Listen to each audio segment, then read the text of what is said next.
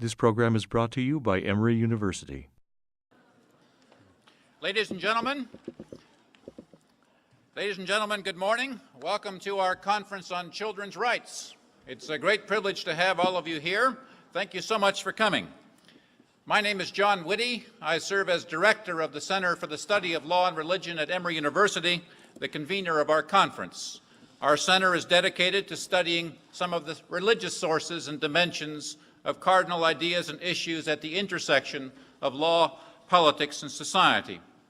We pursue our work through a series of specialty courses and joint degree programs, senior fellowships and clinical internships, advanced research projects and new publications, and various public forums and conferences such as this one.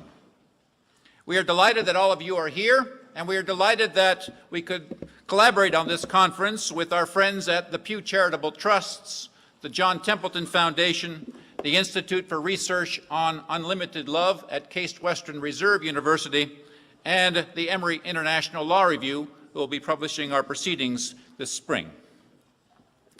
In 1997, Newsweek magazine carried a major story on what it called the lost children of America.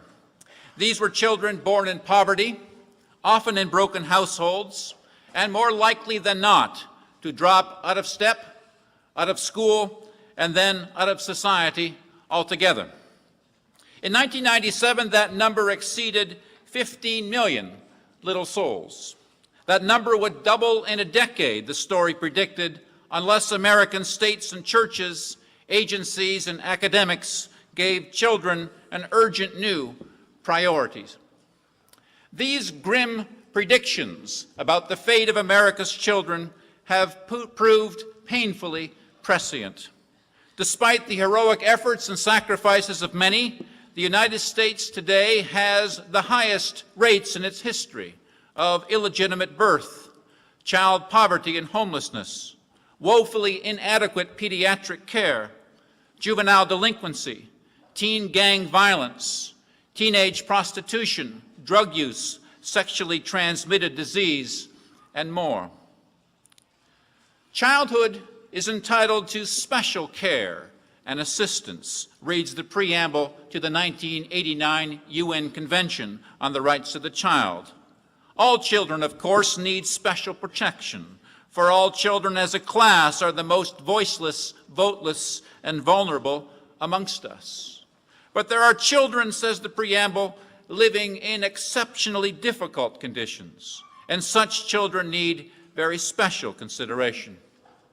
These are not just children in dusty desert camps or crowded sweatshops or squalid ghettos comfortably far away from us. Katrina made shockingly clear that these children are our neighbors, our fellow citizens. The burden of our conference is to deliberate together over the question, what's wrong with granting rights to these and indeed to all children? Basic civil and political rights commensurate with their capacities, basic social and economic rights consistent with their needs. Over the course of these 2 days, we shall be exploring together a number of hard questions about children's rights. Is rights talk the right talk about the special needs and concerns, interests, and aspirations of children? If so, how so? If not, why not? And what other normative frameworks and formulations might be at hand? Is the 1989 UN Convention on the Rights of the Child the best modern formulation of children's rights? What's missing? What's misinformed? What's been misinterpreted?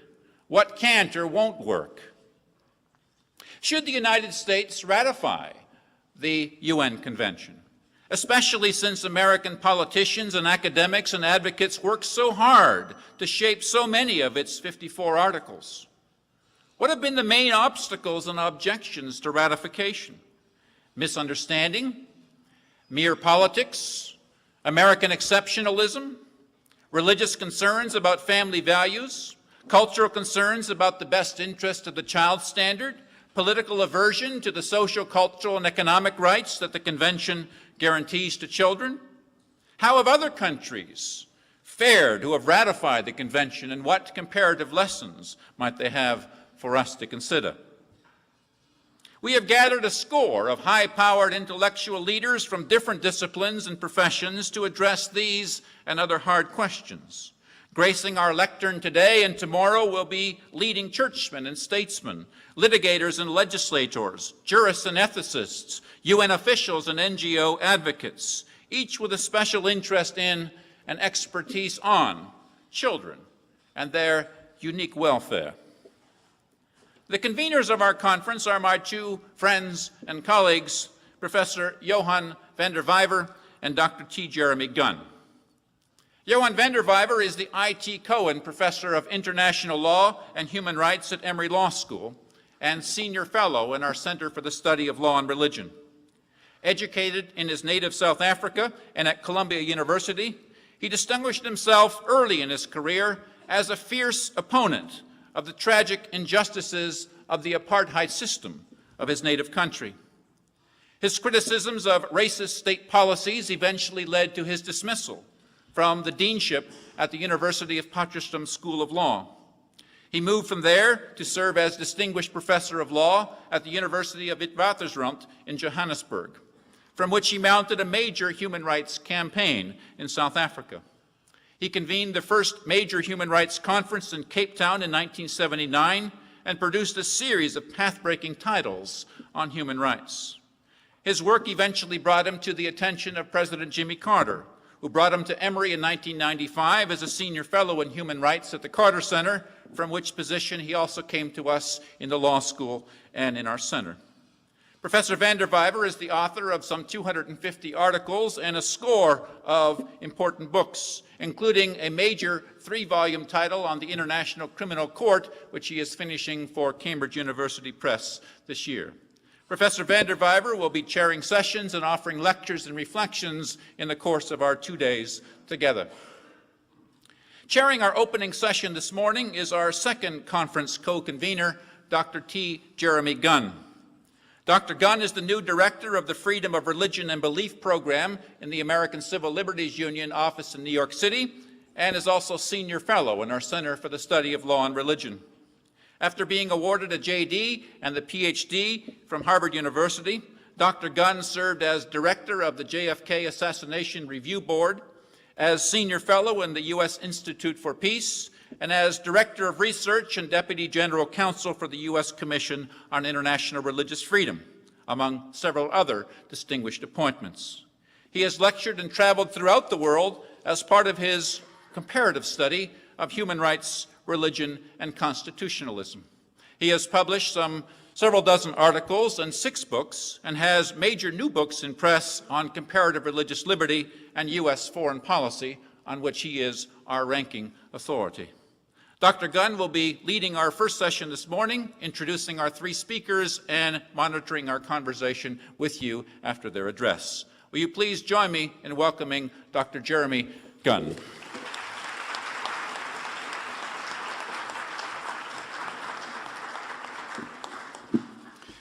It's a pleasure for me to be here and to be convening this first panel. I'm not going to say very much because I think it's more important to listen to the panel members, but one thing that I think is worth noting that in the Children's Convention, there are 2 states that have not yet ratified the convention. One of them is Somalia and the other is the United States. I just arrived in Atlanta this morning and my taxi driver was coincidentally from Somalia.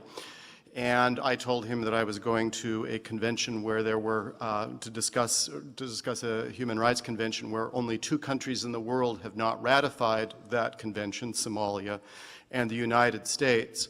And he then said, well, my country's crazy. I didn't respond to that particular observation. A few years ago, I had the privilege of attending the 50th anniversary of a conference at Dumbarton Oaks, referring to the celebrating the original meeting of the Dumbarton Oaks Conference, which was partly the origin of the United Nations. One of the speakers for this event was introduced to the body as, if you have not read his works, then you should not be here today. and I hadn't read his work, so I felt a little bit guilty. But it's within that spirit that I raised the following, but not to make anyone feel guilty. The people we have on our panel this morning are among the world's leading authorities on the topic that we are going to be discussing for the next few days. So it's a privilege for me to be here with them. Often it is said, well, this is a distinguished panel. Sometimes I'm even on a panel when that is said, and so I know it's not true. In this case, it happens to be particularly true. Jaap Duk, well, I'll say these in the order of which they will be speaking, is a professor at the Free University in Amsterdam. For our purposes, one of the most important positions, or the position that he has that is of particular importance, is that he is the chairman of the UN Committee on the Rights of the Child. In the UN system, that is the organization or the body that provides the principal interpretation of the Children's Convention and also reviews state compliance with the Children's Convention. So conceivably, he more than any other person is the authority on interpreting of the Children's Convention. He has performed several other works of importance, has been founding member of several important organizations for the children. Philip Alston is one of those people who makes me feel guilty because he can write and publish faster than I can read. In that way, he is like John Whitty. I always wonder whether they have a team of leprechauns who stand behind them that we don't see, or how they actually do it. Anyway, he is in one of those distinguished groups of people who can write very fast and very productively. He is currently the director of the Center for Human Rights and Global Justice at New York University, which I reminded him this morning is where my boss's boss, my ultimate boss, is also a professor of law. He is currently the UN Special Rapporteur on extrajudicial summary or arbitrary executions. Also, very importantly for our purposes, he was formerly the chair of the UN Committee on Economic, Social, and Cultural Rights, essentially the equivalent body of Professor Duk. In that position, he has been responsible for, again, writing many of the important works on interpreting international human rights, and he has published several important works as well on Children's Convention. Finally, we have, last but not least, Senator Landon Pearson. I'm not quite sure what the best way to introduce her is, other than, and I want to make a very friendly analogy, so I hope you will treat this as a very friendly way. She is almost the Canadian equivalent of putting together Marian Wright Edelman and Hillary Clinton. So she is both a senator in Canada and also one of the leading, if not the leading, exponents of children's rights in Canada. And she has been the personal representative, for example, for Prime Minister Jean Chrétien to the 2001 Special Assembly on Children. With that, I would just like to make one final comment. Each of our three guests has had significant experience in the United States, but each comes from outside the United States, which I think gives us a particularly good perspective. This summer, I was a guest lecturer at a university in Canada, and it was interesting for me to hear perspectives of Canadians which in some ways seem very much like Americans, that is, United States of America Americans, but in other ways have a perspective on the world that is quite different and quite useful, and I think that we will all profit by hearing from people whose principal country is outside the United States, but are very familiar with the United States.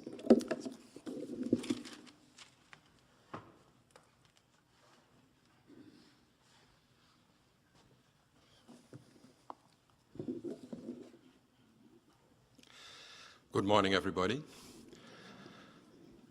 It's really a pleasure to be here for various reasons. I'm not going to list them all. One is the weather. Secondly, I like the United States and I'm happy to be back. And thirdly, and most importantly, I love to talk about children's rights. The title of my presentation, or the kind of theme of this morning, is what does the Children's Convention require?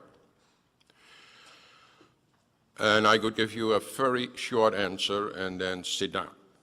The answer is a lot. Would you like to know what that means. So I'm not going to go into details for the 15 to 20 minutes that I have this morning, but I can translate the question into what is necessary for the implementation of the Convention on the Rights of the Child. And I will focus on what I consider, on the basis of the experiences of the United Nations Committee on the Rights of the Child, to be a very fundamental requirement, and I'll make some remarks on more organizational requirements. The most fundamental requirement for the implementation of this convention is that the child is recognized and fully respected as a human being with rights, shortly called the rights holder. The convention contains a wide variety of rights and is in fact the most comprehensive human rights treaty we have. States parties usually do have no problems to recognize and ensure the right of the child to protection, for instance, against all forms of exploitation, abuse, and neglect. But the child is more than an object of care and protection. The Convention also contains the traditional economic, social, and cultural rights, for instance, the right to the highest attainable standard of health, the right to education, the right to social security, and the right to an adequate standard of living. And it contains the civil and political rights, such as the right to life, the right to freedom of expression, to thought, conscience, and religion, to freedom of association and peaceful assembly, and the right to protection of privacy, family, home, and correspondence. To answer the question, what does the Convention require, it would be necessary to discuss the measures the states parties should take to respect and ensure inter alia these social, civil, and political rights. But I assume that today and tomorrow we will have some discussions on this topic, because I know how much attention has been given in the United States to the civil and political rights in the Convention, particularly by opponents of the ratification of that Convention. Just one general remark in that regard. The rights I just mentioned, in particular the civil and political rights, can be found, for instance, in the International Covenant on Civil and Political Rights, to which the United States is a party.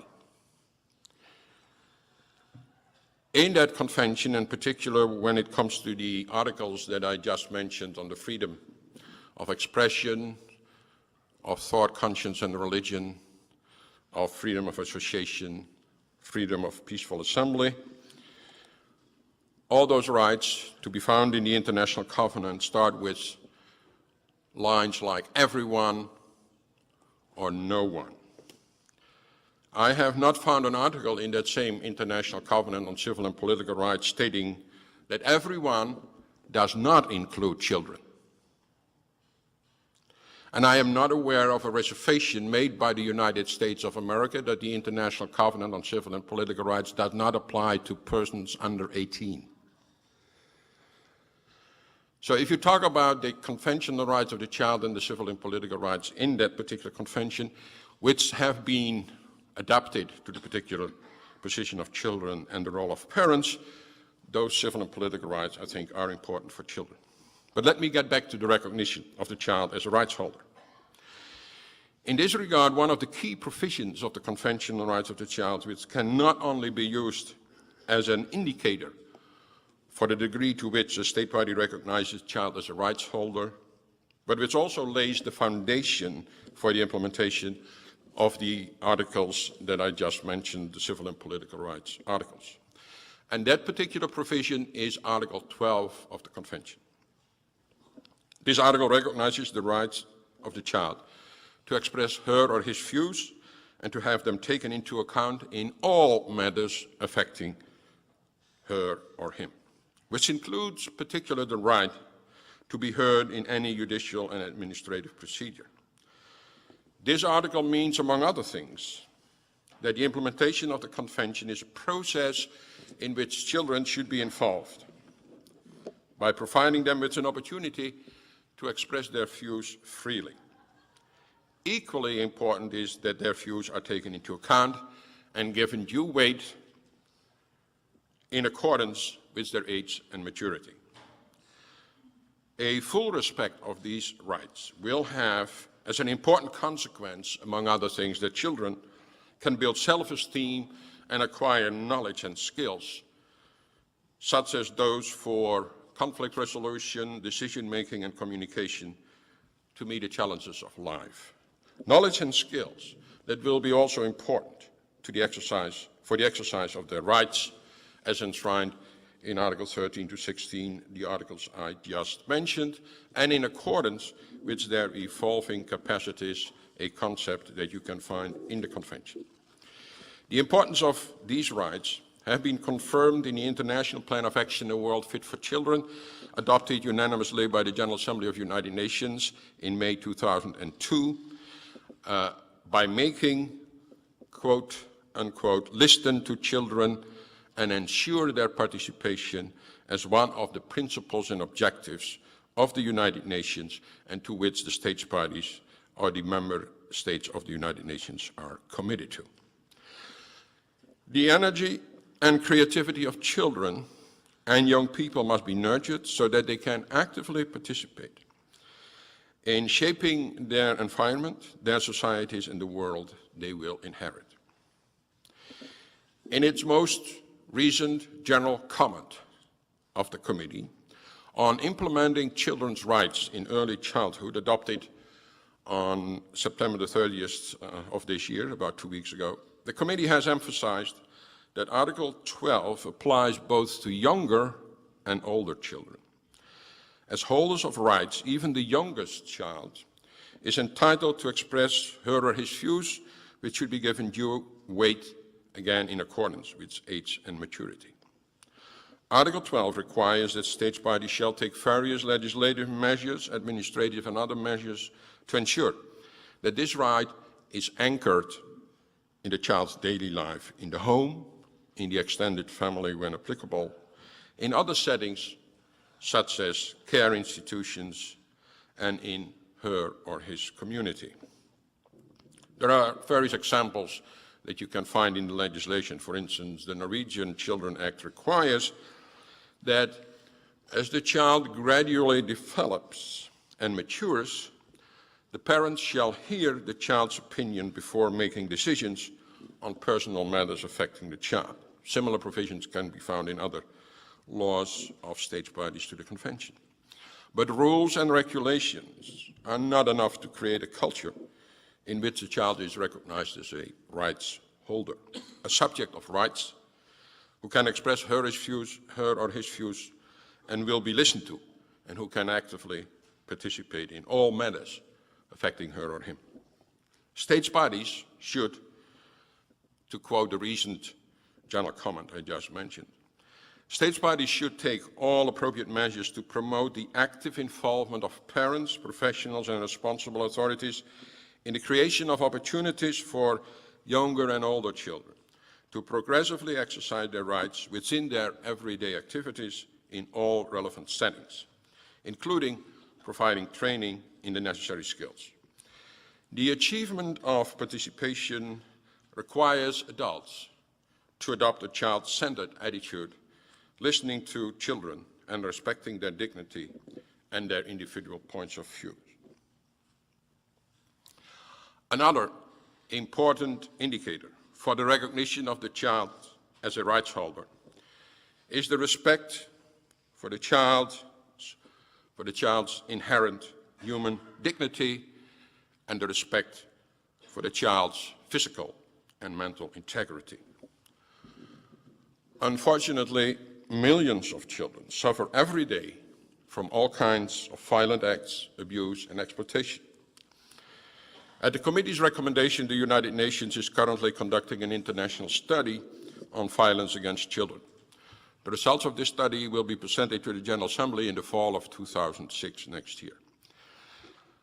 Respect for the child's physical and mental integrity requires, in the opinion of the Committee on the Rights of the Child, a prohibition by law of all forms of violence against children, including corporal punishment, in the home, in schools, and in institutions. Nobody thinks that it is acceptable that a husband beats his wife or that an employer beats his employee, even if that is a slap in the face or on another part of the body, nor that the argument that it is done in the best interest of his wife or his employee makes that justifiable. As stated in Article 37 of the Convention and Article 7 of the International Covenant on Civil and Political Rights, no one shall be subjected to inhuman and degrading treatment or punishment.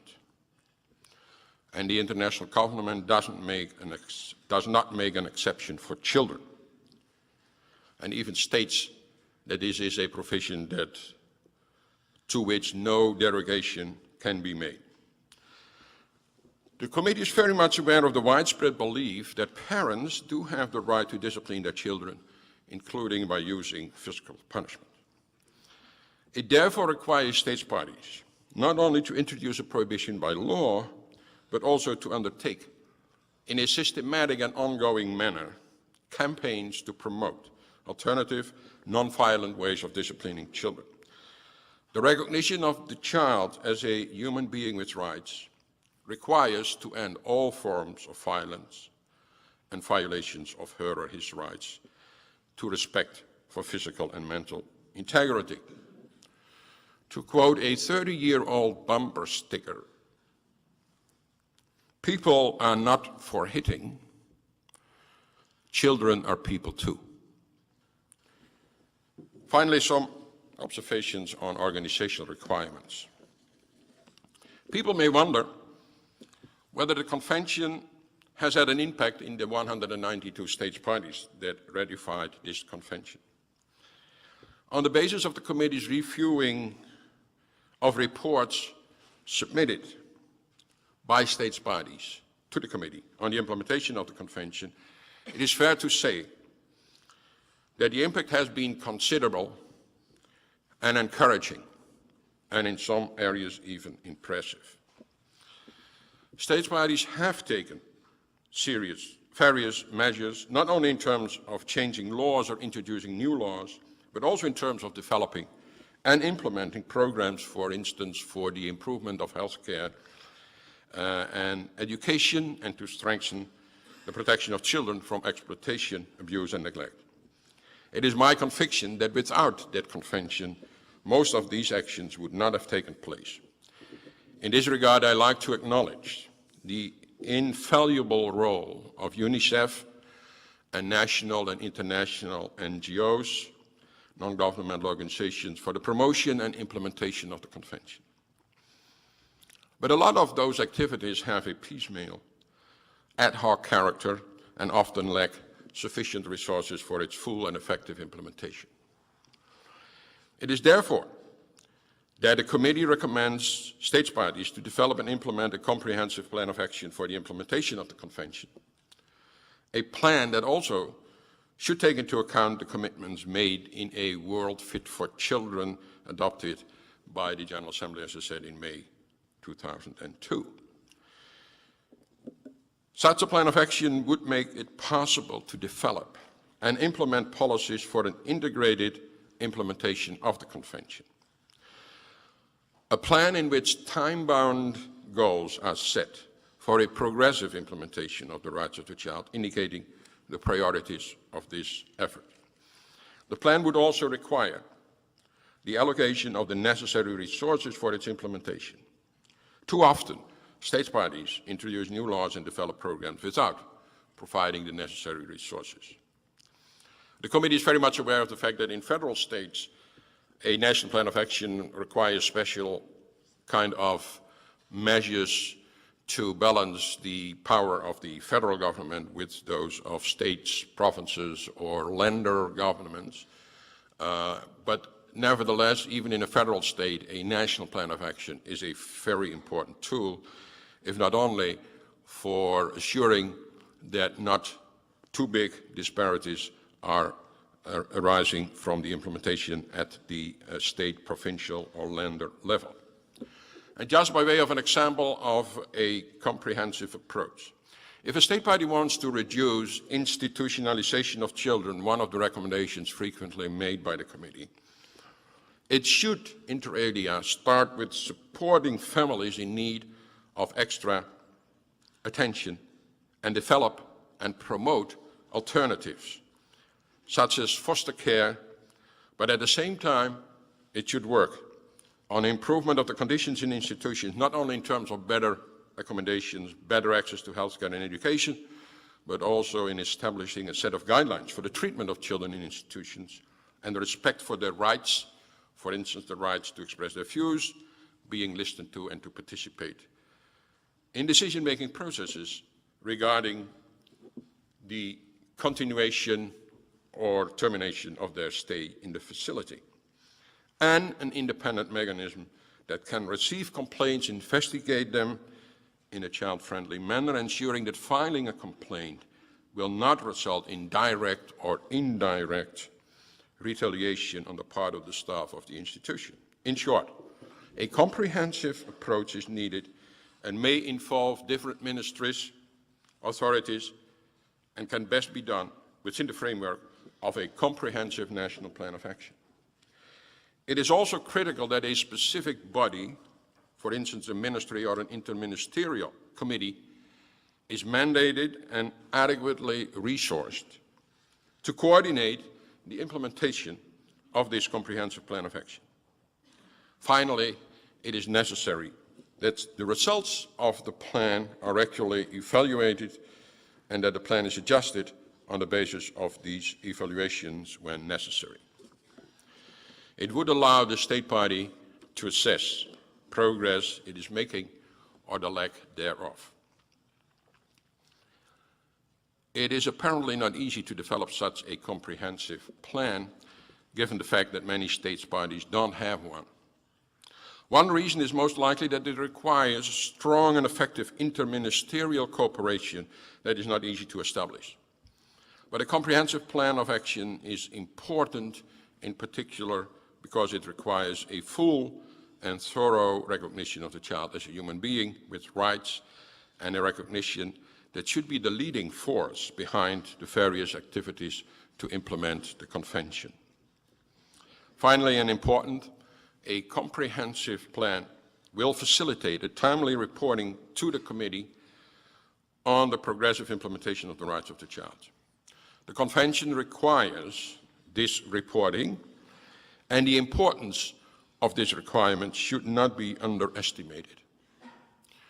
Among other things, it creates in most states parties a momentum at the national level, often strengthened by the activities of UNICEF and the non-governmental organizations around children's rights, and it is a momentum that includes the publication of the recommendations of the CRC committee after it has discussed the report with the delegation of the state party. And the follow-up to those recommendations are part of that same momentum. And it's my experience that in the process of reporting, follow-up to recommendations, a lot of actions are taken to improve the situation. In this regard, a side remark. The United States of America have ratified the 2 optional protocols to the Convention on the Rights of the Child, one on the involvement of children in armed conflicts and another on the sale of children, child prostitution, child pornography. The initial reports on the implementation of these optional protocols should have been submitted by the government of the United States at the end of last year. The committee has sent a letter to the government of the United States, and this situation, the diplomacy requires a letter to the State Department, as well as to other governments with overdue reports, to submit those reports as soon as possible. And the committee hopes that the preparation of these reports will also, in the United States, like it did in other countries, create the usual momentum, in particular in the areas covered by the protocols. Finally, I hope you got at least an idea what the Convention on the Rights of the Child requires. And as far as the United States of America is concerned, they are already doing a lot that meets the requirements of the implementation of the Convention on the Rights of the Child. And the committee hopes very much that the United States will ratify this Convention on the Rights of the Child. The sooner, the better. Thank you.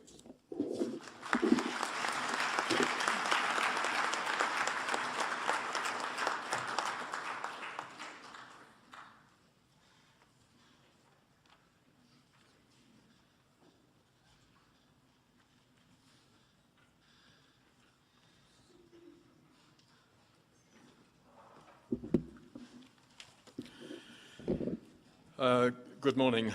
I'm here, well, one silly comment to begin with.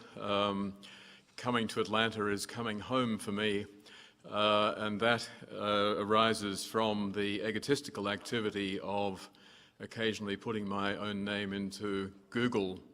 And what I find is many generations of Philip Alstons from Georgia, not only the one that Jimmy Carter appointed as ambassador to my home country, Australia, but lots of them going back. So I guess this is where I should come from. It would certainly make an easier story. I'm going to take up the challenge this morning of looking at what ratification of the convention might involve, but I have to do what no speaker should do, and that is apologize in advance, because I will disappoint a number of you and irritate others. I come from a very strong background in terms of the convention. I was UNICEF's only legal advisor in the years leading up to the convention. I did an awful lot of travel on behalf of UNICEF, meeting with national groups, including the National Committee for UNICEF in the US, and too many others, advocating the endorsement of the convention and trying to persuade governments and others that ratification was a natural and logical thing for them to do. I followed up, in fact, continuing to give legal advice to UNICEF when they were trying to get all governments to ratify. And they were in the days of fax machines. I would regularly get faxes from New York when I was living in Australia, asking me how UNICEF should deal with the likely objections anticipated by X or Y governments. And I would come back with some suggestions as to what might be put forward. But what I want to talk about today is what I call the paradoxical nature of the children's rights enterprise. And I want to take off my activist or legal advisor hat and put on my academic hat and suggest that there are elements in the debate on children's rights which we should not shelter from tough scrutiny, and that we don't do ourselves a favour by not facing up to some of the issues, at least, that are really involved. Let me start by giving you a number of propositions that I think you'll find in the literature, and some of them you'll find under my name. The Convention reflects existing wisdom on children's rights. It's the distillation of how we believe children should be treated. The fact that virtually every country in the world, except two, have ratified the Convention vindicates the claim to its being universal. Thirdly, the Convention is not only compatible with Western values, but actually draws upon and embraces values from many other cultures. And finally, the only real challenge now is implementation of the Convention in terms of reshaping laws and institutions. Now, you'll find all those arguments, as I said, in a lot of the literature, and I'm not going to suggest that they are plain wrong, but I would suggest that they are misleading. In point of fact, we're dealing with a rather more complex set of issues, and the paradox that I want to start by drawing attention to consists of the following two parts. First of all, we insist that most of the elements involved are pretty routine. This has been universally ratified. All we've got to do is cooperate with Professor Doak's committee. The ratification of the convention shouldn't be a really big deal, and indeed in most countries, including my own, it was undertaken on a pretty expedited basis without too much reflection on what was involved. And all that it really leads to then is monitoring and implementation by the Committee on the Rights of the Child. So it's no big deal.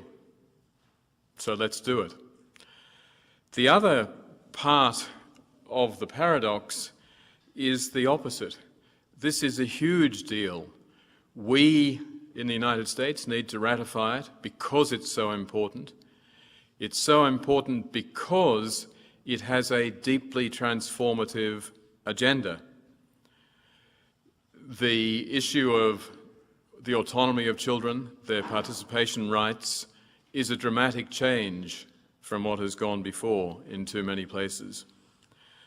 The way of seeing the relationship between parents' rights and children's rights is pretty path-breaking.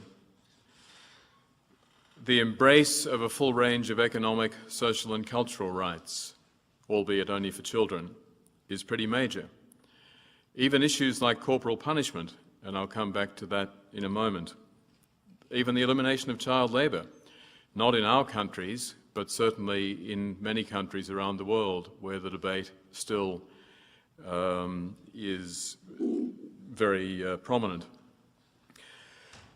I want to then respond to this as an international human rights lawyer and say that the automatic response is to become formalist or positivist, and that is to say, listen, sorry, Philip, but you're a decade too late or 15 years too late with these comments.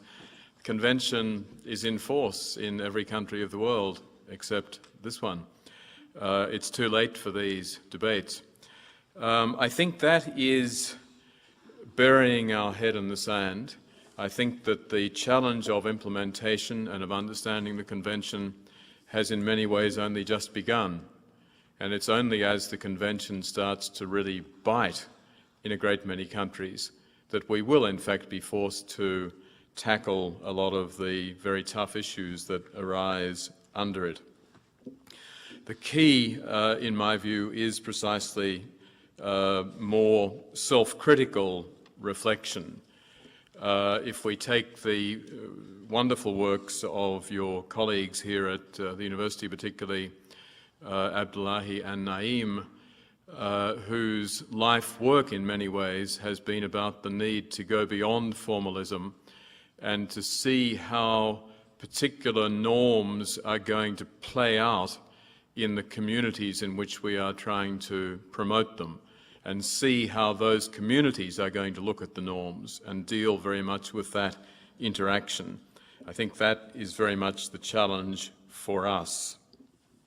How does this relate then to the US context, which is what we're focusing on in reality? The facts are pretty straightforward, and they'll be recounted to you by many of the experts who are following, so I won't go into them in great detail. The US, very active in the drafting process, pretty much directly responsible for many of the provisions which are now cited with the most distaste by some in this country. The head of UNICEF at the time, as always, was an American, James Grant, an obsessive promoter of the convention, once he'd initially been convinced of its value. President Clinton signed the convention. It was then left pretty much in limbo. Conservative groups began to attack it. One estimate that I've seen is that Senate staffers claim that for every letter favouring the convention, there were 100 against it. And now the convention is quite specifically and openly criticised by the present US administration. How should we respond then to this situation? One response, which is that adopted by a great many governments, is to sort of pretend that the elephant, that's you, is not really there. We're just going to go on with our business. Oh yes, the US isn't here. Anyway, let's not worry about that. The problem with that is that the US is always there, and it is always an elephant. It never, or very rarely, sneaks around in slippers. The US cannot be ignored, and what we are starting to see is a more problematic approach by US representatives. This began with the current administration in earnest, but it begins to have a significant impact on what would otherwise be routine international business, where the US representative jumps up and says, I can accept a reference to motherhood, I can accept a reference to apple pie, but this nonsense about the UN Convention has to go out. And that is a problem in a lot of fora. Other responses, some would argue, well, it doesn't really matter whether the US is a party or not. Some commentators take what Jaap Doak said before and read into it much more than is really there. In other words, yes, the US has ratified the Covenant on Civil and Political Rights. Yes, kids are included or covered by that. Therefore, what's the big deal? You've got all these rights whether you like them or not. Again, taken to its extreme, it's actually avoiding the real issues. Others, if you look at the UNICEF website, there's a very bland explanation. Well, you know, the Americans, they're a bit slow. Doesn't quite put it in those terms, but that translates into ratification of a treaty in the notoriously problematic US Senate is a long process. And some will go further and say, well, there's actually a one-at-a-time rule, and there are a couple in line before the Children's Convention, so let's just wait. It'll come, it'll happen. I want to say that I think we need to actually take on, in the meantime at least, some of the objections that are being raised within the United States and look fairly carefully at them. I have to reiterate that I remain a strong and committed proponent of the Convention, and my goal is certainly, my preference is certainly to see its ratification. But as a scholar at least, I want to do that in a way which is frank and open in terms of what's going on. In terms of the domestic debate, I want to say firstly, and it may seem like a contradiction to some of the things I've said, that we shouldn't waste too much time engaging with a fair amount of the conservative literature. This is not to say that the underlying views are not important, but there is a lot of nonsense out there which shouldn't really be dignified. You know, you try to put your child to bed when they're watching television or whatever, and the child says, under the Convention on the Rights of the Child, you have no right. I'm watching TV till midnight or later. And it's arguments of that nature which are just silly and we shouldn't really get into. What we do need to do, though, is to look at some of the mainstreams, and I'm not going to go into this in any detail, but mainstreams of questioning that have arisen in the US. Some have argued about the very notion of rights, whether children have particular characteristics that would lead us not to accord rights to them. These are, in some cases, distinguished moral philosophers and others. I think we need to engage with that debate. I don't have a problem in responding to it, but it's an important issue.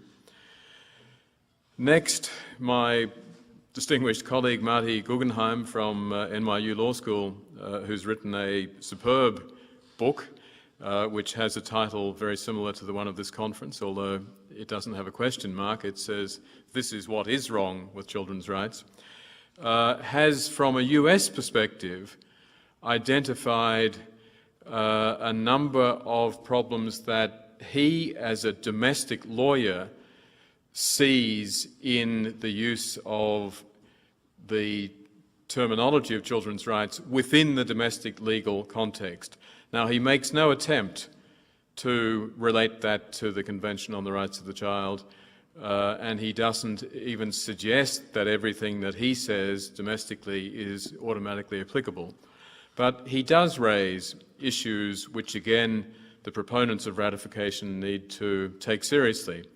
The excessively litigious nature of many responses to rights within this country, the imbalance whereby rights have traditionally often been used to justify pretty harsh crackdown by the state, but have all too rarely been used to really do a lot for children as a group in the way that the Convention would suggest we need to do. So, how to move forward? The first is the need to face up to some of the contradictions in our discourse. And the first of those is the change, no change argument. In other words, this is a big deal, therefore we've got to do it. It's not a big deal, therefore we should do it anyway. Similarly, it's going to involve a lot of change in the way we do things in the US, or this won't affect anything we do, so don't worry about it.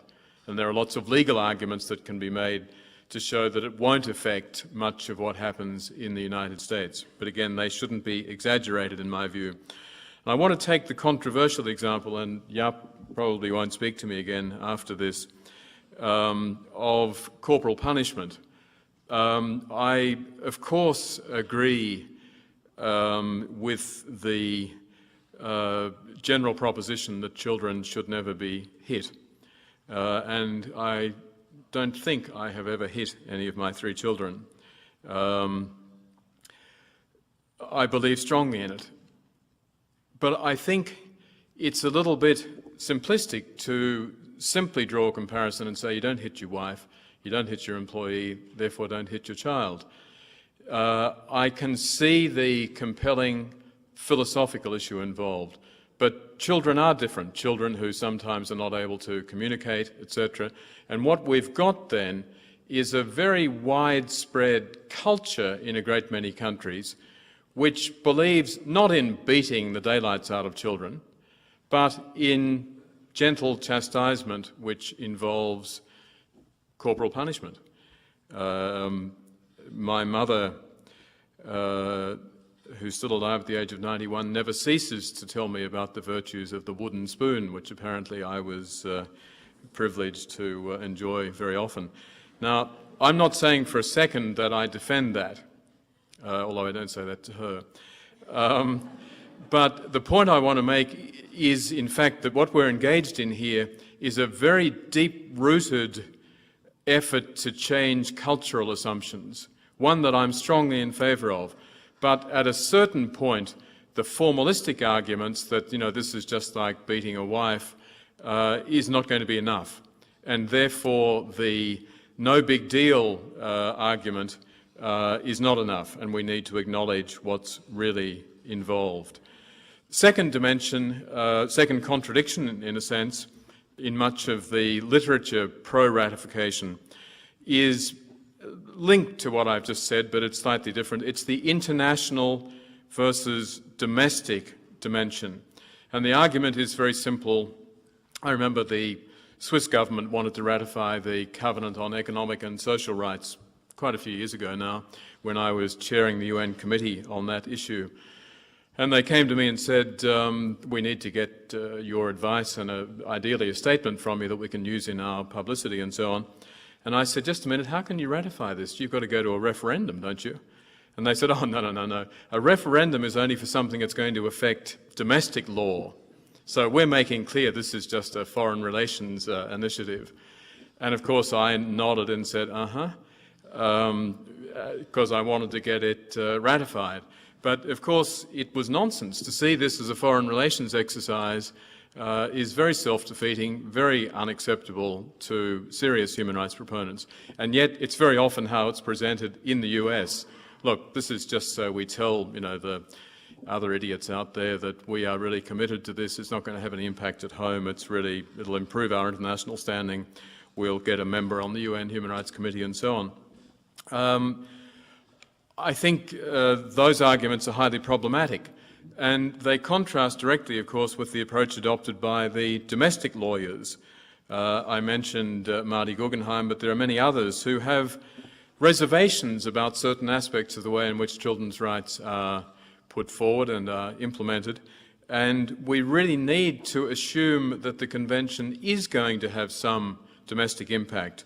And that would lead us then to confront some of the arguments in very open and realistic terms that are put forward by the opponents. Now, by way of conclusion, one way forward, there's a recent article published by a Princeton academic named Andy Moravchik, has concluded that no human rights treaty has ever been ratified in the US unless there are at least 55 Democratic senators. So, and the suggestion, just forget about it. Once that happens, then it's on the agenda again, but in the meantime, it ain't going to happen. Now, that's probably not too far off the mark in political terms, but I don't think it's where we should rest in terms of saying, okay, well, let's work for change in the Senate, because children's rights certainly transcend partisan differences in that way, and I think children's rights should be able to be made attractive to Republicans in a great many respects. My conclusions then are we need to be much more accurate, principled and consistent in terms of the arguments we put forward. We need to look at the internal contradictions and acknowledge them. We need to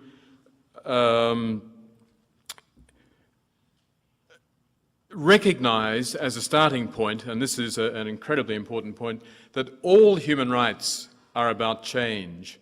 Now, you wouldn't get that impression if you look at the US instruments of ratification, where they say, we assume this is completely in compliance with what we already do. But we wouldn't recognise human rights if it wasn't for the fact that we are determined to bring about change, not only in Somalia and in Australia, but also in the United States. Secondly, we shouldn't succumb to what are sometimes called the new sovereigntists by insisting on the impotence of international law and human rights institutions. Don't worry about Jaap Doek's committee, not important, just a little committee in Geneva doing nothing much. That isn't true, and we shouldn't go along with that argument.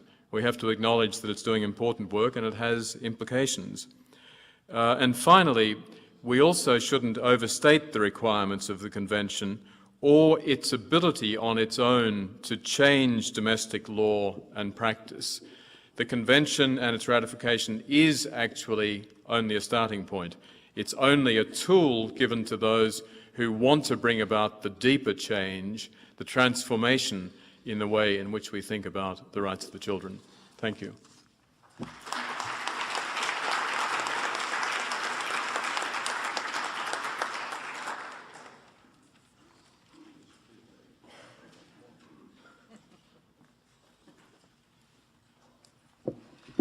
Good morning, everybody, and particularly to the students. I'm pleased to see so many young people here. I am delighted to be here in Atlanta, very grateful for the opportunity to take part in this challenging and informative two-day seminar on the U.S. and the UN Convention on the Rights of the Child.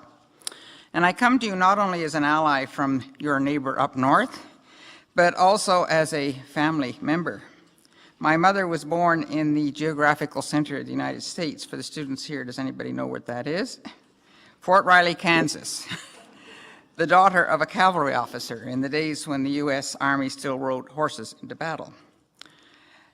Two of my great-grandfathers fought against each other at the Battle of Gettysburg, and then, afterwards, according to my grandmother, spent the rest of their lives playing whist in Georgetown. My three first names, Lucy Landon Carter, have been given to little girls in every generation back to the marriage of Elizabeth Landon and Robert King Carter in 17th century Virginia. Today I have a niece and a granddaughter with the same name. So I'm connected to American history, both by blood and by imagination, and have always taken an intense personal interest in it. And this summer I've been reading the remarkable journals of Landon Carter, who of course had a daughter named Lucy, edited by Rhys Isaacs, and which reveal a plantation owner in 18th century Virginia troubled equally by rebellious slaves and rebellious children, and made uneasy by the promise of equality embodied in the rhetoric of the revolution, a revolution he supported. And I own a copy of the Letters and Journals of Mary Berkeley Blackford, the other name that comes down through the generations, and who was the mother of Lucy Landon Carter's. Mary Berkeley had 5 sons in Lee's army, to whom she wrote with astonishing regularity and relentless admonition. But she hated the institution of slavery and taught her sons to hate it too. My mother's father was a New Englander and fought with the elder General MacArthur in the Spanish-American War. My own Canadian father was of Scots-Irish descent, like so many other English-speaking Canadians, and descended from the army, the church, and the academy. His father was a professor of mathematics, and he himself was an accountant, bringing to mind one of the proverbial distinctions that are made between our two countries: Americans make money and Canadians count it. I cite my family background just to illustrate that no matter how closely related we are, our separate histories have created two very different political cultures. Slavery, revolution, civil war, and empire building have shaped an approach to human rights in American political discourse that is notably distinct from ours. Your constitutional documents, born in revolution, refer to the right to life, liberty, and the pursuit of happiness. Ours, originating in an act of the British Parliament known as the British North America Act, and informed by careful negotiation between our two founding cultures, the French and the English, speak to peace, order, and good government. Our peace and order have rarely been disturbed. In 1812, we had a small war with you, which both countries, of course, claimed to have won. And later in the 19th century, we had several rebellions, as well as more recently, a quiet revolution in Quebec. But when we patriated our Constitution from Great Britain in 1982 and added to it a homegrown Charter of Rights and Freedoms, we confirmed an approach to human rights that had been evolving over a long period of time, an approach that conceptualized human rights as respect for the norms of human interaction rather than as individual entitlements. So how has this come about? Due in part to our ongoing connections to England and France and our long history of immigration, Canadians are congenitally multilateralists. It sometimes seems to me that unlike Groucho Marx, we have joined every international political, military, and trade organization that will have us. The Commonwealth, the Francophonie, the OAS, NATO, NORAD, the WTO, APEC, NAFTA, and I don't know how many others. Only geography prevents us from belonging to the Organization of African States or the European Union. But most of all, we belong to the UN. We were actively present at the creation in San Francisco in 1945. A Canadian lawyer, John Humphrey, wrote the first draft of the Universal Declaration of Human Rights under the watchful eye, of course, of Eleanor Roosevelt. My father-in-law, Lester B. Pearson, received the Nobel Peace Prize in 1957 for the successful resolution of the Suez Crisis under the auspices of the UN. We have actively negotiated, signed, and ratified all the UN Human Rights Conventions. We co-chaired the World Summit on Children in 1990. I was our Prime Minister's personal representative to the UN General Assembly Special Session on Children in 2002. And I took part in the negotiations that led up to it for the outcome document, A World Fit for Children. Many Canadians are skeptical of the UN, of the efficiency of the organization, and frustrated by the stranglehold of the Security Council, but few would give up on it. It is too closely related to how we see the world and how we see ourselves in it. Because Canadians are ubiquitous in the realm of human rights, the discourse of human rights has seeped into our consciousness as a way of approaching issues of national and international importance. Our Charter of Rights and Freedoms emerged naturally from this political climate. And the Charter embodies all the basic principles of the UN Declaration on Human Rights and goes beyond to include specific protections for the rights of women and for the rights of Aboriginals. As a society, Canadians have come belatedly to a recognition of how badly we have mistreated the people who welcomed us to North America, how we have cheated and exploited them, and then tried to force them to assimilate. Without a rights perspective, we inflicted enormous damage, and although the tide has turned now, the damage we inflicted, often with good intentions, will cost both us and our First Peoples vast untold amounts of grief for generations to come. The Canadian Charter of Rights and Freedoms has not been without controversy, as lawyers and the courts have struggled to interpret it in practice. But it's not a static document with rights described once and for all. On the contrary, it is considered to be a living tree that will evolve as society evolves, and society does evolve. This summer, as a member of the Senate Standing Committee on Legal and Constitutional Affairs, I listened to witnesses speaking for and against our Civil Marriage Act that has opened marriage to same-sex couples while respecting the rights of religious institutions to refuse to perform a ceremony. The most persuasive argument for me was the need to end discrimination against the children of same-sex couples and the bullying of children whose sexuality is evolving in a non-traditional way, by removing the last legal barrier to their expression of commitment to one another in a form accessible to opposite-sex couples. It's interesting to note that same-sex marriage is a non-issue for most young Canadians, and now that it is resolved, it has vanished more or less from the political agenda. As you can well imagine, the Convention on the Rights of the Child was also natural for those of us who have been thinking in terms of rights for some time.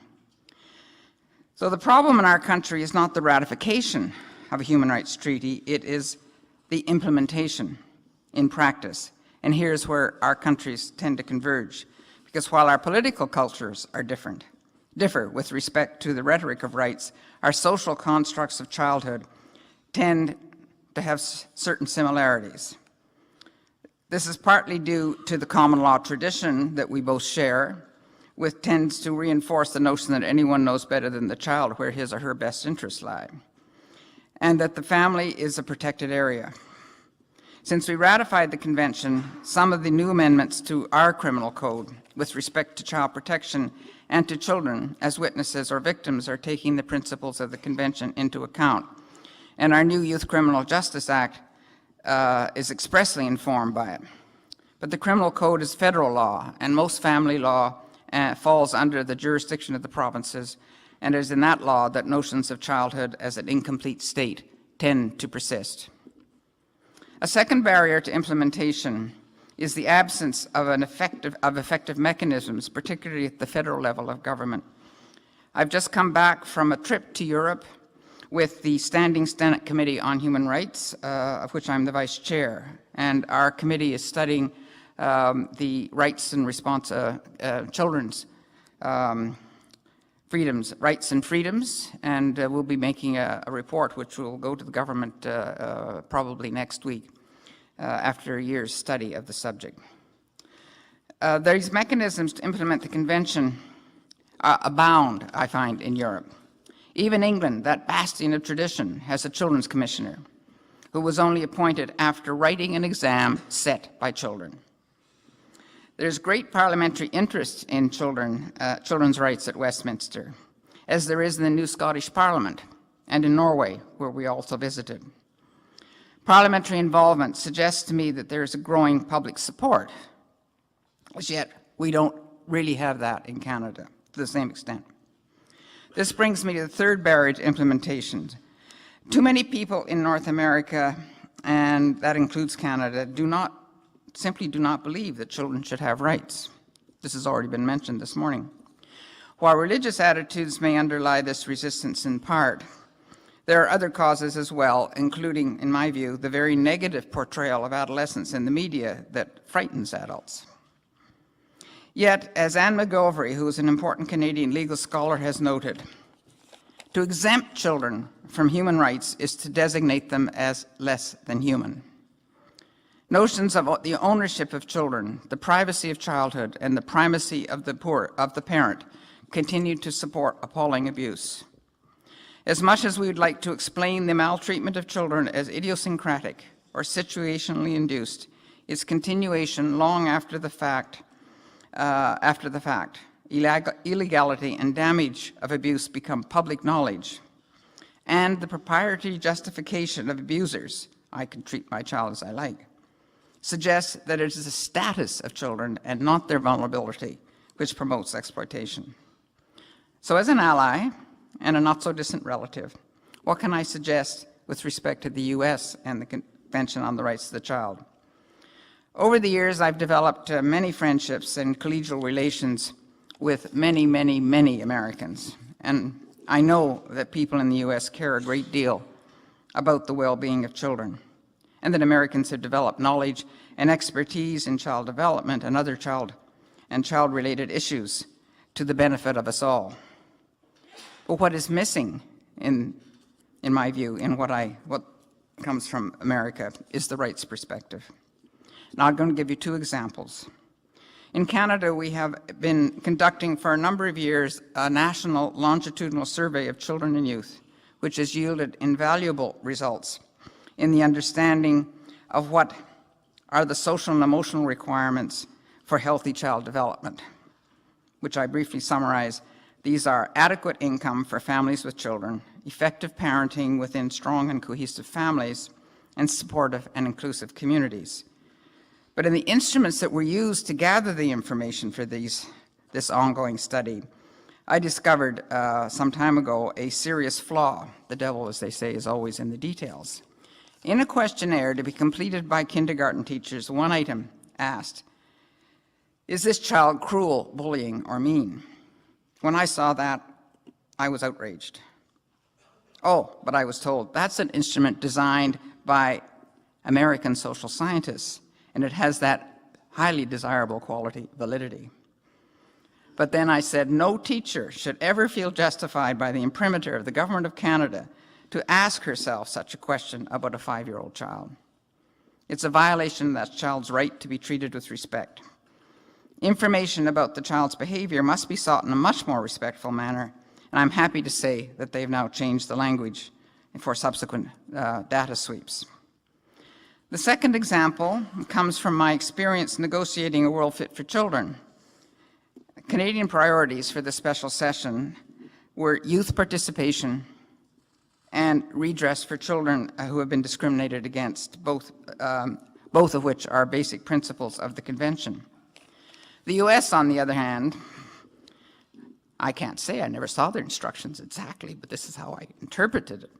The U.S. delegation was instructed to minimize every reference to children's rights and to ensure that adolescent sexuality was under control. 132 countries brought children on their delegations to the special session, but not the U.S. Now, the political landscape in the U.S. is bound to shift. We've already referred to that. It always has. So I think the challenge for those who seek ratification of the Convention is to build political will among your representatives in Congress. Child rights advocacy organizations have been very effective in Europe, and they're effective in extraordinary ways in that the interest groups at Westminster, for example, the cross-party, cross-house group on children is quite large, with 30 active members and 100 100 members, 30 of whom are active, and it is clerked by an NGO. I give the same advice. These NGOs need to be strengthened and to be encouraged to continue to push. I give the same and have to give the same advice to Canadians, because we may be further ahead than you in many ways, but we still have a very long way to go to create either a Canada or a world fit for children. A world in which, to quote the World Fit for Children, boys and girls can enjoy childhood, a time of play and learning, in which they are loved, respected, and cherished. Their rights are promoted and protected without discrimination of any kind, where their safety and well-being are paramount, and where they can develop in health, peace, and dignity. At the special session on children, this vision was adopted unanimously, including by the United States. So we must live up to our words. It was John Dewey, I think, who once said, "How society treats children today will determine how those children treat society tomorrow." For the world's most pragmatic nation, what a wise message. Thank you.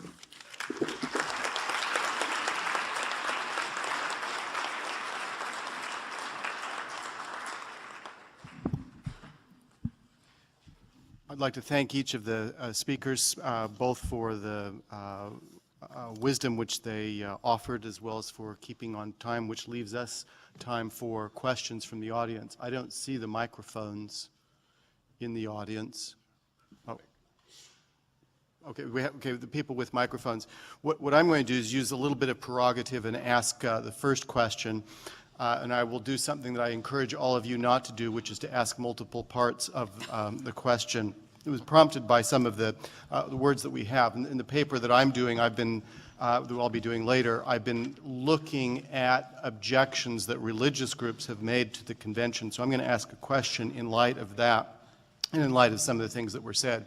In the one of the issues that seems to be of concern to people who are opposed to ratification of the convention is, when stated in its most intelligent form and not in its child saying, "I don't want to go to bed now and I have a right not to go to bed" form, is that in the 1948 Declaration, that's both the UN Declaration and the American Declaration, the fundamental unit of the society was described as being the family. In subsequent international documents, the fundamental right is described as being the individual. So 3 questions for the panelists to handle it however you want. One, is this true? Second, is it important? And third, what are the consequences? And don't take as much time as I did, please. I'll make one quick response. Is it on? Yes. One quick response is that my recollection, and Jaap and Philip can correct me, is that there's a difference between talking about the unit and the group. And then in the covenant, I think it's the group, and in the convention, they talk about the family as the fundamental group. I think it's really important that a unit is actually one, and a group can be expanded or contracted. And when we have done this research in Canada and shown that effective parenting within a strong and cohesive family, we're not talking about a so-called traditional biological family. We're talking about the kind of extended family that exists in so many parts of the world.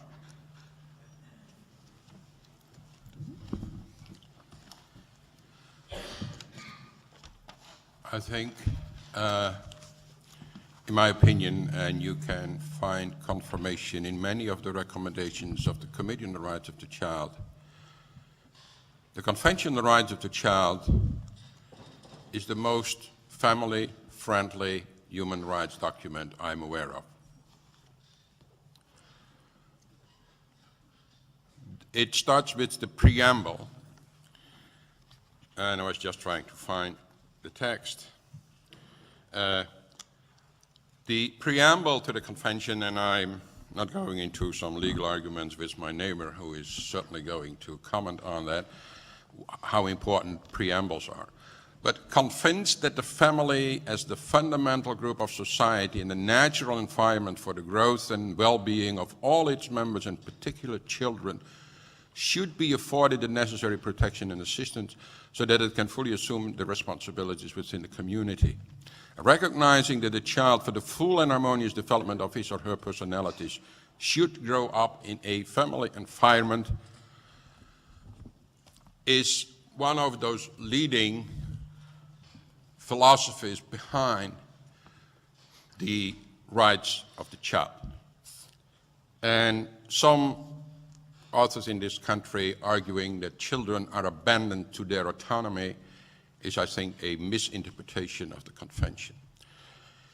The Convention is a rare document in terms of recognizing, and that's the states parties who should take the necessary measures to make that recognition a reality, is that it recognizes the parents' responsibility. It's Article 19, you can find it, Article 18, sorry, where it is explicitly stated that states parties shall use their best efforts to ensure recognition of the principle that both parents have common responsibility for the upbringing and development of the child. And you will find it in Article 27 when it comes to adequate standards of living. The first responsibility is with the parents, but it also states in Article 27(3) that the states parties shall take appropriate measures to assist parents and others responsible for the child to implement this right, that's the right to an adequate standard of living. And I can go on and on. So the argument that the emphasis is on the individual child is not, in my opinion, a correct interpretation of this convention. Certainly, this is a convention, like others, where states parties have committed themselves to the protection and ensuring of rights of individuals. But within the Convention on the Rights of the Child, you will find many examples, if you are not too ill-intentioned in your interpretation. You can find many places where it is clear that the child is seen not as a standalone individual, but as part of the family. And you will find Article 5 where the extended family is explicitly mentioned as one of those groups that are of importance for children. The parents or other caretakers are respected in their responsibilities, and the performance of those responsibilities, if necessary, requires state support, adequate and targeted state support. And you will find in the recommendations of the committee many examples for many states parties to emphasize that children need a healthy family and need parents who are, if necessary, provided with the necessary support for the performance of their parental responsibilities. And of course, the parental responsibilities and children's rights are issues that can give rise to some tension. And it's clear from some of those observations made by many people, and we have to be, and I'm fully in accordance with Philip, we should look as critical as possible to the possible problems or obstacles that some people see in the Convention on the Rights of the Child when it comes to ratification. But it is a reality, I think, and that's not only a reality of the Convention. You look around yourself, if you are a parent, you know that your child of 7, or let's put it other way, your child of 16 is different from your child of 7 or your child of 3. You provide direction and guidance. You can impose some of those direction and guidance on a child of 3 or 7, but at the age of 16, you don't order a child, but you talk to a child. You respect the evolving capacities of a child, to mention one of the concepts in the Convention. Parents should provide direction and guidance, Article 5, to children in the exercise of their rights by the child, in accordance with the evolving capacities. And who is the one who is judging those evolving capacities? That's the parent. And a presentation of the Convention as an instrument that makes children running to courts by the thousands is not, so far, confirmed by the experiences of this committee. Children are loyal to their parents, and sometimes more loyal than we think is advisable. If you know how loyal children beaten up by their parents, abused by their parents are to their parents, you're surprised. So the suggestion that this is a tool that children are happily using to sue their parents in courts is at least not what the committee so far found out about it. But it is certainly an instrument that makes parents more aware of the fact that children are entitled to respect for their human dignity, for their physical and mental integrity. And as far as corporal punishment is concerned, I told Philip I need to even talk more to you than I did. At least he didn't threaten to spank me, which is good. Very briefly, Jeremy, the legal answer, the formal legal answer is no. No significant change. The family was in 1948 in the Universal Declaration and still is in the Covenant and the Convention, designated as the fundamental group of society. The underlying issues, though, and Jaap has pointed to a lot of these, are of course more problematic. The first real question being asked by your interlocutors is, has the Convention changed the balance significantly in terms of the rights of parents and the rights of their children, or the rights of the family, if they want to put it that way? And the formal answer is no, for the reasons that Jaap has given. In other words, that it's a very carefully balanced document that emphasizes links and context and so on. I think the real answer is yes, because what the Convention is all about is a greater degree of autonomy for the child, albeit on an evolving basis and so on. That's not to say, however, that it is a one-way street, that it gives children the right to do whatever they want to and ignore the family or the parents. But there is an element in there. The second issue underlying it, and I'll be very brief, is of course the philosophy of rights itself and the way in which they are implemented. And your interlocutors won't be drawing on the Marxist tradition, although they are repeating it, in saying that rights are an atomizing discourse and should not be used because it reduces every individual to a solo, disconnected from society and so on. But they would more likely invoke someone like Mary Ann Glendon from Harvard Law School, who has written a very interesting book on the discourse of rights in the US, and has argued that rights are approached in too individualistic a manner in this society, and we need to go back and contextualize them and so on. That's an ongoing debate to which hopefully there will never be a straightforward answer, because we're always trying to get the balance right between the individual and the society. Thank you, each of you. For question first here. Microphone's coming. If you could identify who you are when you ask the question, please. My name is Susan Purrs. I'm a marriage and family therapist and a school counselor, and my PhD is in religious education, dissertation on peace education.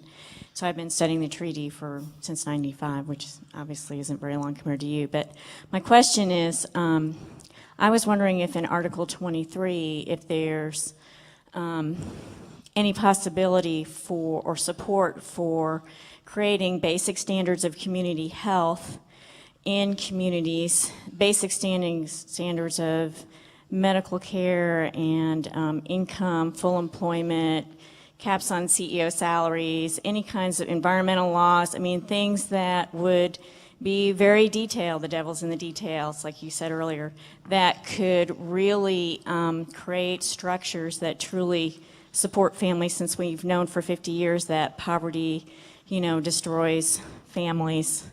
And I won't go into all the different ways that happens through, heart attacks and suicides and drug abuse and family violence and all that stuff, which I see, and saw a real decrease in families being able to even come to therapy under Reagan's laws when, people's income started really going down, and we're seeing some of that again now. So I wondered if there's any possibility under Article 23 for really creating some very, very structured basic standards of community health that would really protect and really support families at the structural level, not just, at the personal level.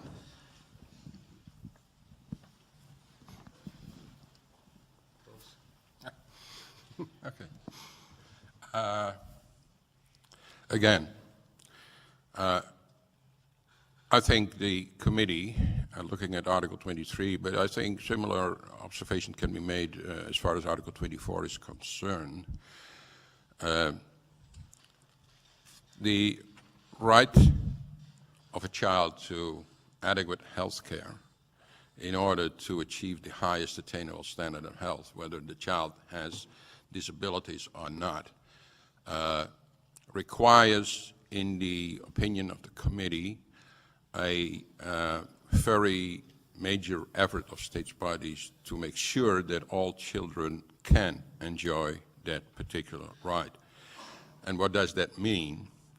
That does mean that financial obstacles should not be in the way of achieving or getting adequate mental or physical health care. Whether you are 2 years old or whether you are 17 years old. That means that for the realization of that right, the committee often recommends state parties, particularly when it comes to children with disabilities, to provide parents and, where applicable, extended families with the necessary support, which is not only in terms of financial allowances, but also in terms of educating parents in how they best can deal with their child with disabilities. And so that means that the state is expected to develop that kind of programs for families and parents with children with disabilities. Because the main drive behind the approach of the committee is that we want the child with disabilities to be cared for in her or his family, by her or his parents. And states parties should do their utmost to make that a reality, not to put them in institutions, whether they are nicely called boarding schools or something else. In too many countries, they are terrible places to live in. And so, and you can approach it also in terms of a very kind of economical way. It's often even cheaper to do it with the family than to put a child in an institution. So that is an approach that the committee has been favoring and supporting very much. And we are, of course, aware of the fact that when you talk to a country like my country, the Netherlands, or Sweden or Norway or another European country, that you usually apply what you could call a higher standard, or you're more demanding in that regard than for the very poor countries in Africa particularly. But also East European countries have a lot of difficulties in dealing with those children. So, but there is again that emphasis on the role of the parents in the family and how important it is, particularly for the most vulnerable children, like children with disabilities, to be cared for by her parents or his parents?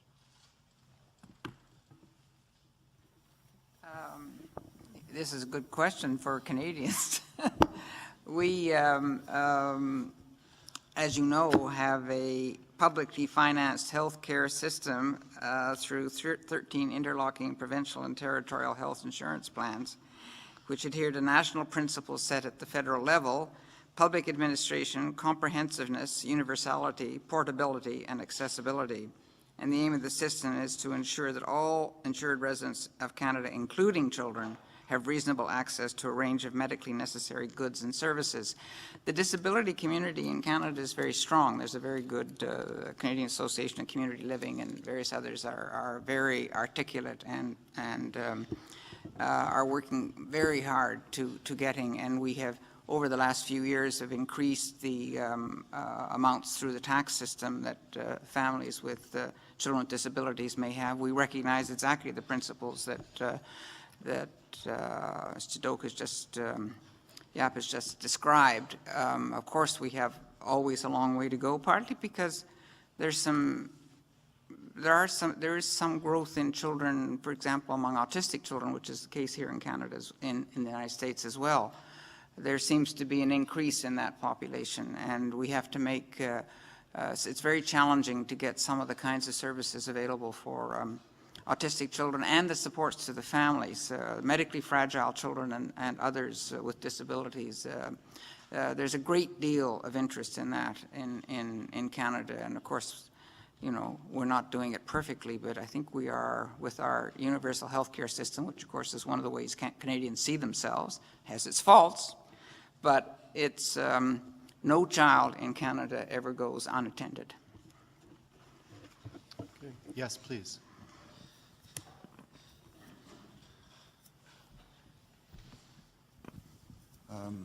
I'm Andre Namias. I've been a professor of pediatrics and public health at Emory for 40 years. And I know I'm going to ask a relatively simple but full of paradox question. I've been based at Grady Hospital, what I call the conscience of Emory, where we see the poor children. We've worked with child advocacy and so on. So I know where you're coming from a definition of children. I also know that we are keeping babies alive at 450 grams, 500 grams in our country, even in poor children, where this is not feasible in other countries. We have the paradox that we have now reduced AIDS in children to about 1%, where it's still 25–30% of kids whose mothers have AIDS. We have all these paradoxes. So and then we have the problem that now we have a human embryo considered as a child. So what is the definition of children from your perspective? Is it a 450-gram baby that therefore we must keep all 450 grams babies alive? Or is it the embryo, and now the United States should start an international program for human rights of embryos? I mean, it sounds like a stupid question, but I've been struggling here. What are you talking about when you're talking about the rights of children?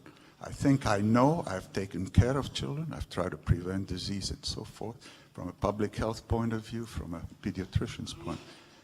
But I am still confused as to how you're going to universalize the international rights of children unless you define what a child is.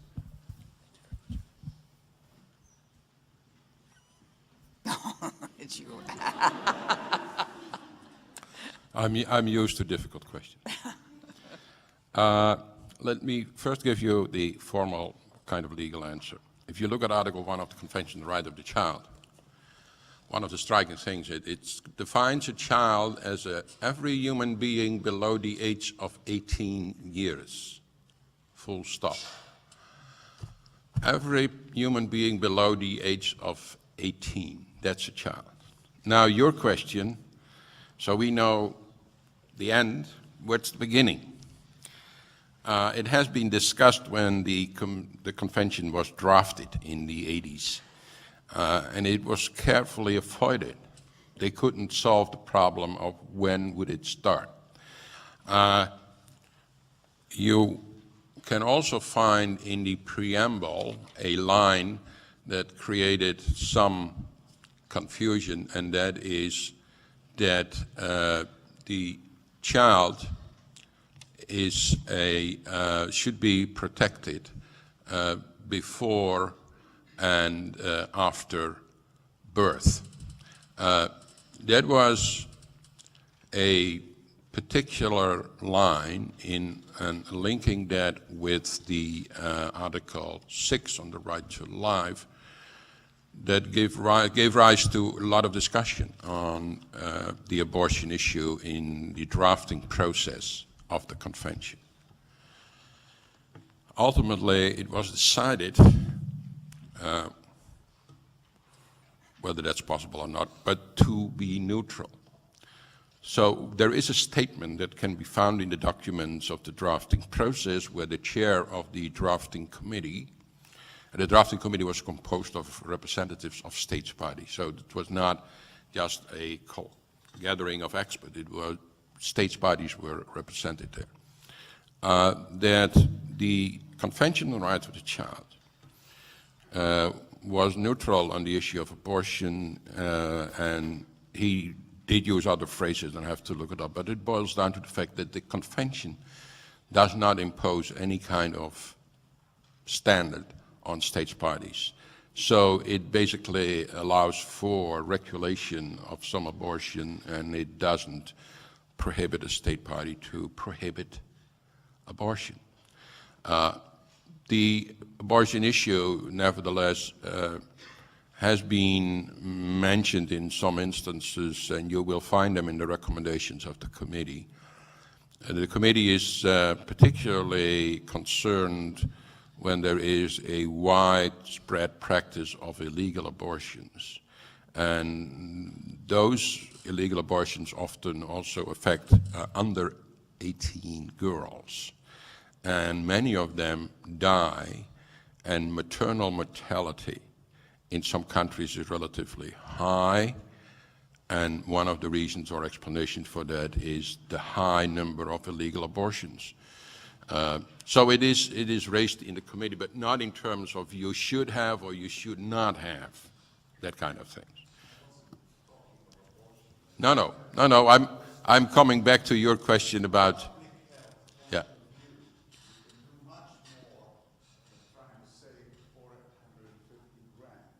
Yeah.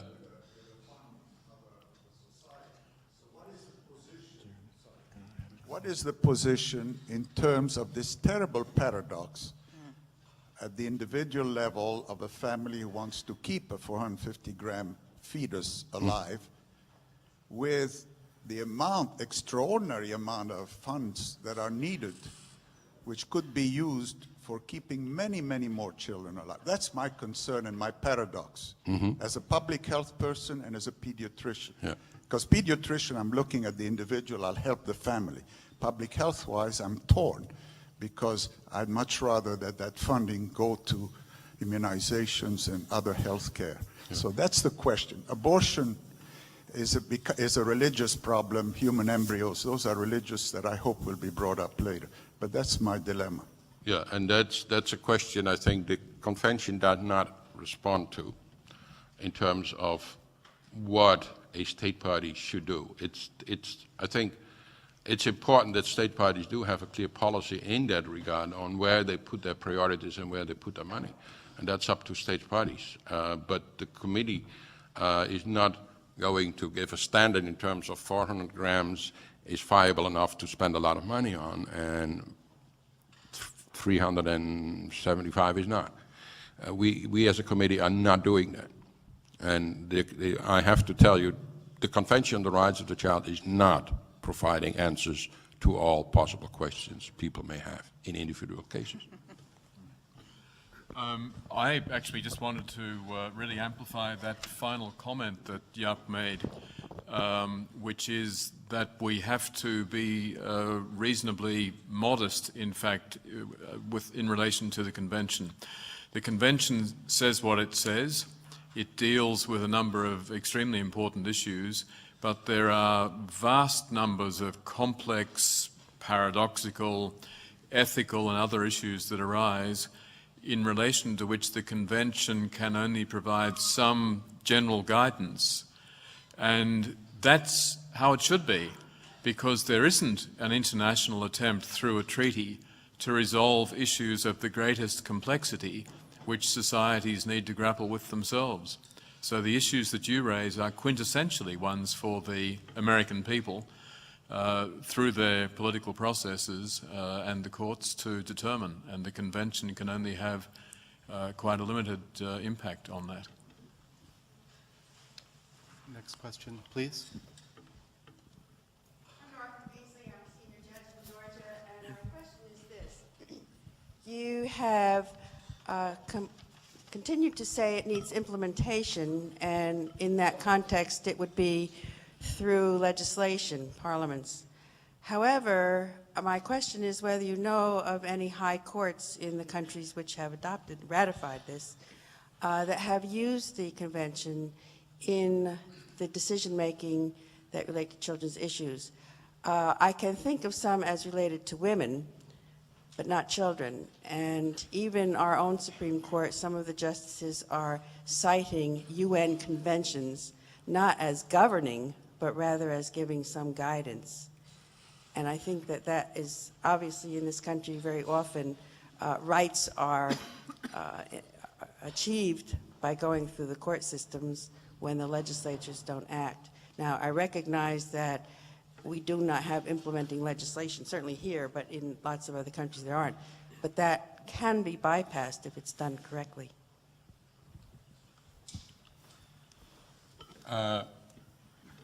There are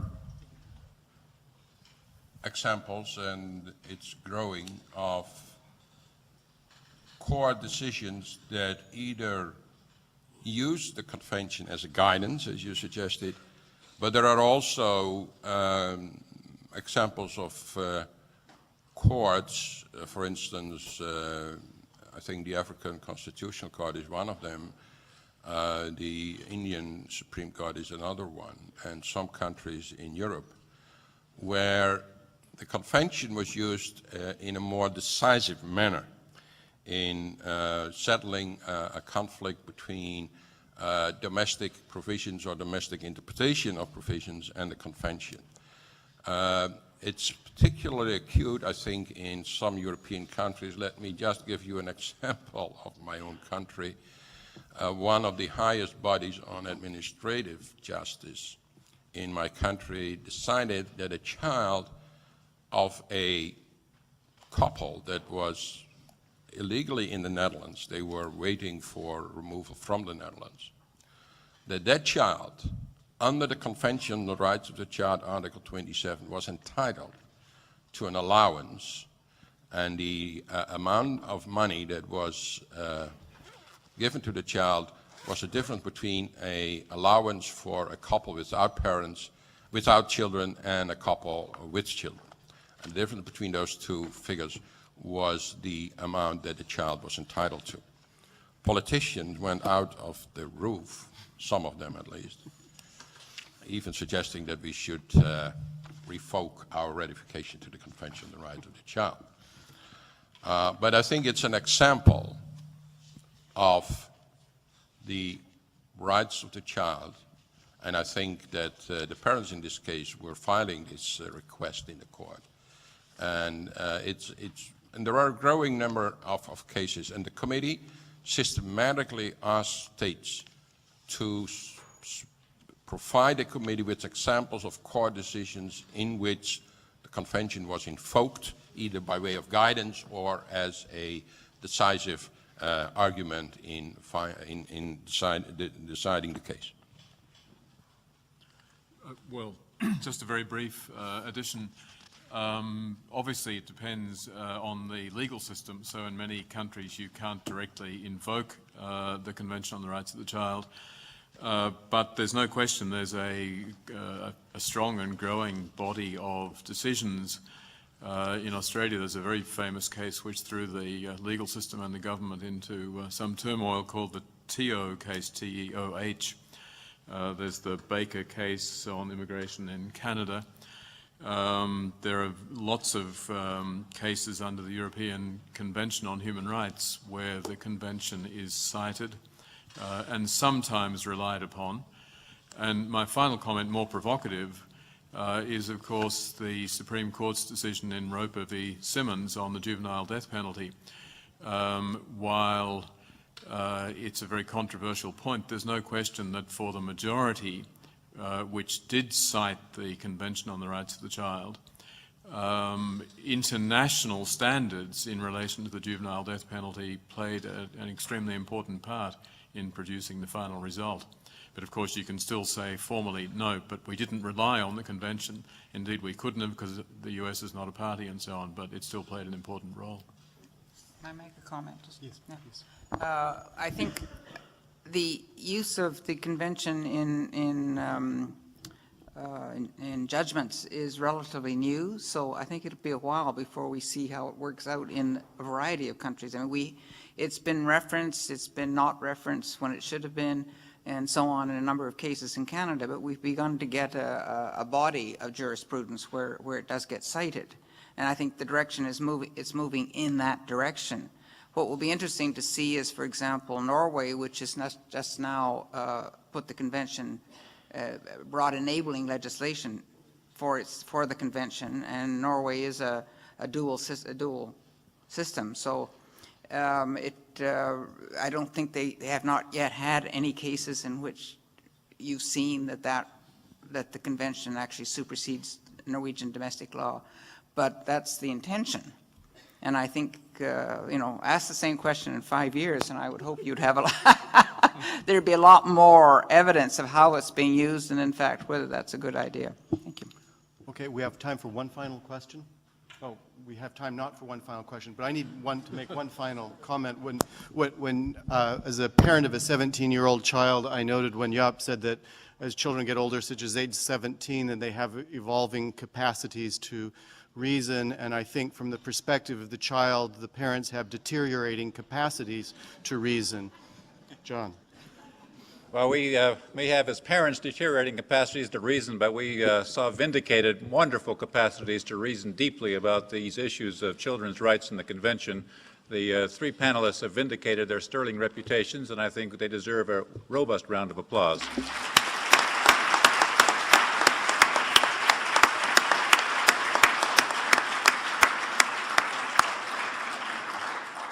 We are off to a very fine start indeed. We have fed you in mind, and we would now like to feed you in body. We have some boxed lunches for all of our registered conference participants that are available for you out the two back doors. Please avail yourself of those, and please spread about the building as you see fit. There's a lovely patio outside that we would commend to you. For those of you that have blue-lettered name tags, those folk will be invited upstairs, one floor up. Use the elevators either side of the atrium or use the stairwells, and we'll join up there at 12 o'clock for those going upstairs. We reconvene at 1 o'clock with President Carter. Thank you so much.